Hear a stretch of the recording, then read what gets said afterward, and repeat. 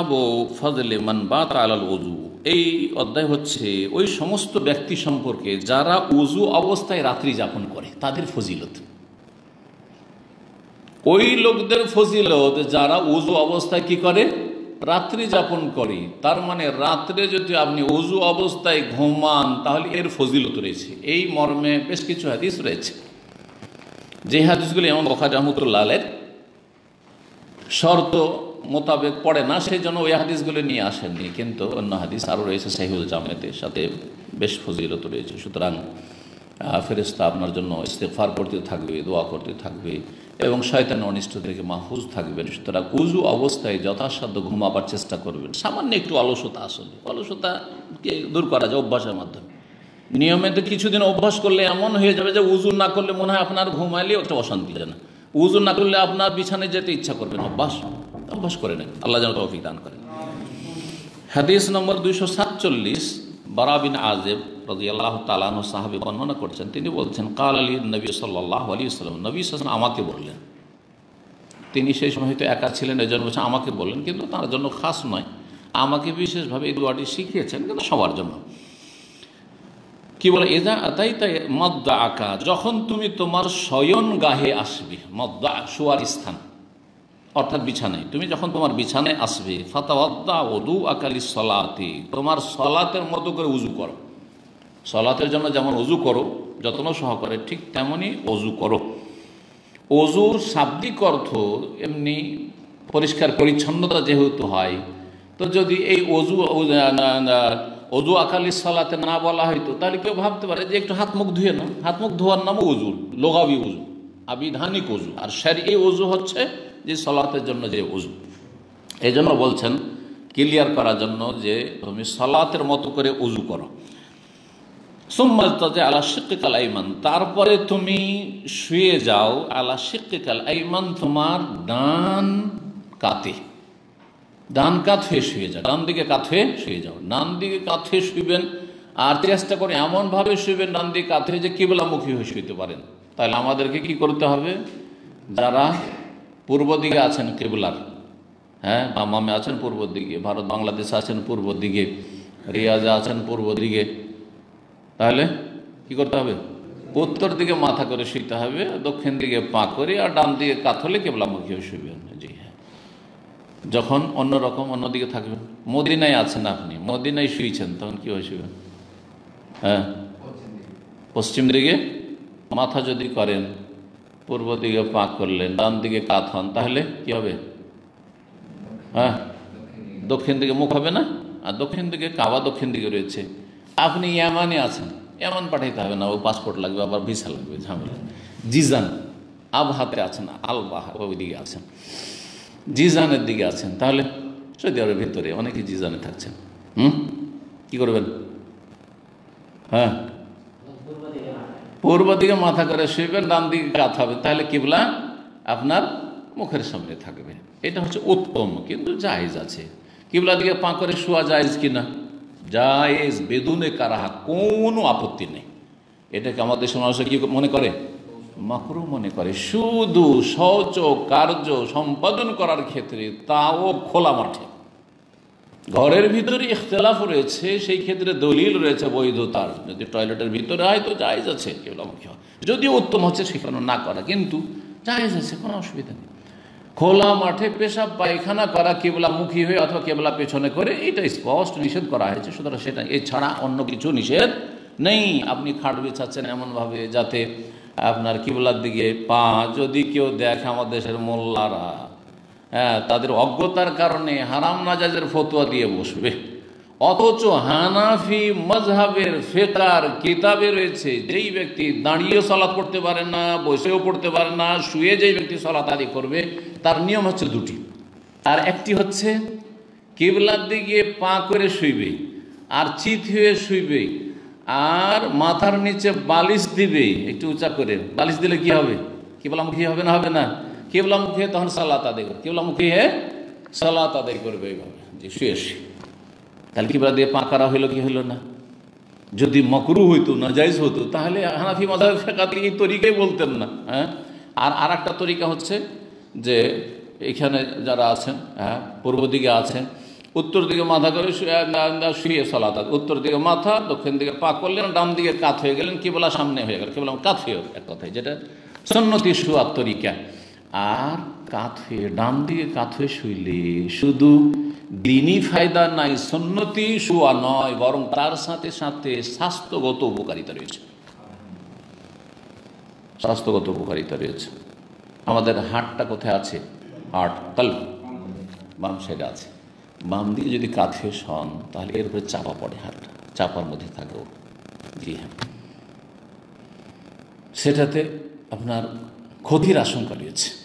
পক্ষান্তরে যখন আপনি ডান দিকে কাত হয়ে শুইবেন তখন হাটটা পুরো প্রশস্ত স্থান পাবে আর রিল্যাক্সে থাকবে। জি, ওর উপরে চাপ পড়বে না।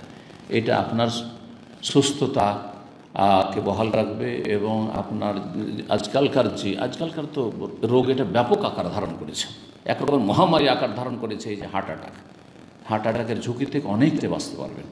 এইরকমই পেটের ভরে শুইতে নিষেধ করা হয়েছে, তার দিন দুনিয়ার উপকারিতা রয়েছে। আজকালকার গবেষণায় বলছে যে মুখের ভরে পেটের ভরে যারা ঘুমায় তাদের মধ্যে শিশুরা বেশি ঘুমায়, শিশুরা বেশি এরকম করে ঘুমায়। আর শিশুদেরকে বাপ মা পরিচর্যা করে না, খোঁজ খবর নেয় না কীভাবে ঘুমিয়ে থাকলো না থাকলো, মৃত্যুর ঝুঁকি বেশি। কারণ এই বুকে ভর দিয়ে সে শুয়ে থাকলো, হাড়টা একবারে চাপা অবস্থায় থাকলো, মৃত্যুর ঝুঁকি অত্যন্ত বেশি। এতে নিয়মিত যদি এইরকম বদ অভ্যাস করে নেয় তাহলে নবী সাল্লাল্লাহু আলাইহি সাল্লাম মেডিকেল সায়েন্স শিখাতে আসেননি, কিন্তু মেডিকেল সায়েন্স আজকে প্রমাণ করছে যা নবী সাল্লাল্লাহু আলাইহি সাল্লাম বলেছেন তাই হচ্ছে দিন দুনিয়ার উপকারিতা। দিন বুঝে না তারা, অধিকাংশই যারা মেডিকেল সায়েন্সের সাথে সংশ্লিষ্ট তারা, কিন্তু দুনিয়ার ক্ষেত্রে বলছে উপকার উপকার উপকার। টাকনার নিচে কাপড় থাকলে উপকার, টাকা না ঢাকলে পুরুষদের জন্য অপকার, ক্ষতি। এ কথা আজকের সায়েন্সে প্রমাণ করছে। ঠিক তেমনই এই বিষয়গুলি নবী সাল্লাল্লাহু আলাইহি ওয়াসাল্লাম কি বলেছেন? ইন্না হাযিহি রিজআতুন, এইভাবে মুখের ভরে বুকের ভরে শোয়াটা হচ্ছে এমন শোয়া, লা ইউহিব্বুহাল্লাহ, আল্লাহ এটাকে পছন্দ করেন না, ঘৃণা করেন। অন্য হাদিসে বলে ইন্না হাযিহি রিজআতু আহলিন নার, এই শোয়াটি হচ্ছে জাহান্নামীদের শোয়া। তুমি জাহান্নামীদের মতো করে শুইবে? জাহান্নামীরা মুখের ভরে উপর হয়ে পড়ে থাকবে, তুমি মুখের উপর হয়ে এভাবে ঘুমিয়ে থাকবে? জি, যাতে করে একজন মুমিন মুসলিমের যে ইমানদার তার ঘৃণা হয় যে আমি জাহান্নাম থেকে বাঁচার জন্য ঈমান, আমল, ফরজ, ওয়াজিব, সুন্নত, নফল কত কঠোর পরিশ্রম করছি আর কত হারাম নাজায়েজ দুনিয়ার কুপ্রবৃত্তির অনুসরণ থেকে বেঁচে থাকছি, তাহলে আমি জাহান্নামের মতো কেন হব? জাহান্নামের কেন অনুকরণ করব? জাহান্নামের মতো করে ঘুমাবো, যাতে করে অন্তরে ঘৃণা আসে। আল্লাহ রাব্বুল যেন আমাদেরকে নবী করিম সাল্লাল্লাহু আলাইহি ওয়াসাল্লামের অনুসরণের তৌফিক দান করেন নির্বিচার। যাই হোক, যখন তুমি ঘুমাবে উজু করবে কিসের মতো? সালাতের মতো উজু করে, মানে সুন্দর উজু। সুম্মা ইজতাজআলা শিক্কাল আইমান, ডান দিকে কাত হয়ে শুয়ে যাও। সুম্মা কুল, তারপরে বলবে এই দোয়াটি মুখস্থ যদি থাকে পড়বেন, নিয়মিত না থাকে মুখস্থ করে নেবেন, অত্যন্ত উপকারী। এবং ঘুমাবার পূর্ব মুহূর্তে সর্বশেষ জিকির এইটিকে রাখবেন, যেমন হাদিসে এসছে। বলি আল্লাহুম্মা আসলামতু ওয়াজহি ইলাইক, হে আল্লাহ আমার মুখমণ্ডল তোমার সামনে ঝুঁকিয়ে দিচ্ছি, বা তোমার উদ্দেশ্যে তোমার কাছে নত করে দিচ্ছি। আসলাম মানে আত্মসমর্পণ করা। ওজহুন চেহারা, তো আমার মুখমণ্ডল আমার চেহারা তোমার সামনে কি করছি? ঝুঁকিয়ে দিচ্ছি, নত করে দিচ্ছি। ওয়াফাওয়াযতু আমরি ইলাইক, এবং আমার সমস্ত কার্যক্রম আমার জীবনের সব কিছু তোমার উপর ন্যস্ত করে দিচ্ছি, তোমার হাওয়ালা করে দিলাম। সহজ ভাষা, তোমার হাওয়ালা করে দিলাম, আল্লাহ তুমি মালিক। ওয়া আলজাতু যাহরি ইলাইক, আলজা মানে আশ্রয় নেওয়া বা দেওয়া, আর জাহার মানে পিঠ। তো পিঠকে আশ্রয় দেওয়া, তো পিঠকে আশ্রয় দেওয়া মানে হেলান দেওয়া। এই যে চারে হেলান দিয়ে আছে, পিঠটা কিসে আশ্রয় নিয়ে আছে? চারের পেছন দিকে, তাই না? ভর দিয়ে আছে, ভর দেওয়া। তো তোমার এই আল্লাহর দিকে বা আল্লাহর কাছে পিঠে ভর দেওয়া মানে কি? পিঠে ভর দেওয়াতে একটা আসন পেলেন, তাই না? পিঠে ভর দিলে শক্তি বাড়ে না? পিঠে ভর দিয়ে যদি আপনি কোনো কিছু ঠেলেন তো শক্তি আপনার অনেক গুণ বেড়ে যাবে, তাই না? তো অর্থাৎ আমি তোমার উপর আস্থা ভরসা করছি। ওয়া আলজাতু যাহরি ইলাইক মানে তোমার উপর আমি আস্থা ভরসা করছি। যেমন হেলান দিচ্ছি, ঠিক তেমনই আল্লাহ রাব্বুল আলামিনের উপর আস্থা ভরসা করছি জীবনের প্রতিটি ক্ষেত্রে। রাগবাতান ও রাহবাতান ইলাইক, আগ্রহী এবং ভয়ে ভীত, তোমার দিকেই আগ্রহী বা তোমার জন্য আমি উদ্গ্রীব, তোমার সন্তুষ্টি পাওয়ার জন্য, এবং তোমার ভয়ে ভীত। রগবাতন মানে আল্লাহর দিকে আগ্রহী হওয়া, আর রাহাবাতন মানে আল্লাহর ভয় ভীতি অন্তরে সঞ্চারিত হওয়া। লা মালজা ওয়ালা মানজা মিনকা ইল্লা ইলাইক, কোনো আশ্রয়স্থল নেই এবং কোনো মুক্তির স্থল নেই ইল্লা ইলাইক, তোমার ছাড়া। তোমার ছাড়া কোনো নাজাতের জায়গা নেই, পরিত্রাণের জায়গা নেই, আর কোনো আশ্রয়ের জায়গা নেই। আশ্রয় একমাত্র তোমার কাছে আমার, এবং মুক্তি একমাত্র তোমার থেকেই আমাকে লাভ করতে হবে। আল্লাহুম্মা আমানতু বিকিতাবিকাল্লাযী আনজালতা, হে আল্লাহ, তোমার সেই কিতাবের প্রতি ঈমান নিয়ে এসেছি যা তুমি নাজিল করেছো, অবতীর্ণ করেছো। ওয়া নবিয়্যিকাল্লাযী আরসালতা, সেই নবীর প্রতি ঈমান নিয়ে এসে বিশ্বাস স্থাপন করেছি যাকে তুমি রাসূল করে প্রেরণ করেছো। দোয়া হয়ে গেল। দোয়াতে কয়টা বাক্য আসলো দেখেন তো দেখি, জানেছেন? আল্লাহুম্মা আসলামতু ওয়াজহি ইলাইক ওয়া ফাওয়াদতু আমরি ইলাইক ওয়া আলজাতু যাহরি ইলাইক রাগবাতান ওয়া রাহবাতান ইলাইক লা মালজা ওয়ালা মানজা মিনকা ইল্লা ইলাইক আল্লাহুম্মা আমানতু বিকিতাবিকাল্লাযী আনজালতা ওয়া বিনাবিয়্যিকাল্লাযী আরসালতা। কয়টি আসলো? 7টি। কিন্তু অন্য হাদিসে একটি আর বাক্য রয়েছে, টোটাল 8টি বাক্য। আর সেটাও সহিহ বুখারীতে রয়েছে, সহিহ মুসলিমে। সহিহ বুখারীতে রয়েছে, মাকতাবা শামেলায় যদি কেউ সার্চ দেন, কারণ নাম্বারিংয়ে পার্থক্য হয়েছে যারা গণনা করেছে তাদের। কেউ কেউ সনদকে, যেখানে হাদিস নেই কিন্তু সনদ নাহবাহু মিসলাহু, সেটাকে একটা হাদিস গণনা করেছে, কারণ সনদটাও হাদিস মুহাদ্দিসিনদের পরিভাষায়। এইভাবে কম বেশি হয়েছে।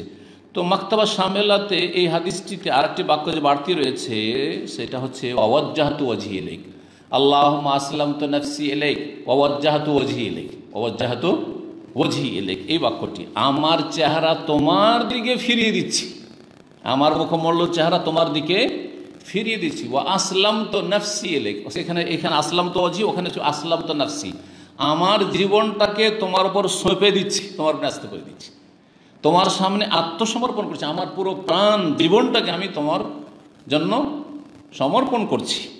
ওয়াজ্জাহতু ওয়াজহি ইলাইক, তাহলে টোটাল 8টি বাক্য হলো। হাদিস নম্বর 5838 এবং হাদিস নম্বর 6934 মাকতাবা শামেলা। সহিহ মুসলিমে রয়েছে 4885 মাকতাবা শামেলা। তবে এই কিতাব যেটি আমার কাছে রয়েছে, এটি হচ্ছে দারুস সালাম, যে রিয়াদে রয়েছে। দারুস সালাম জানে, বাংলা অনেক বই ছাপিয়েছে, উর্দু ছাপিয়েছে, ইংলিশও ছাপিয়েছে। দারুস সালাম প্রসিদ্ধ। এই দারুস সালামের যে আপনার প্রিন্ট বা তাবা, তার নম্বর হচ্ছে আপনার,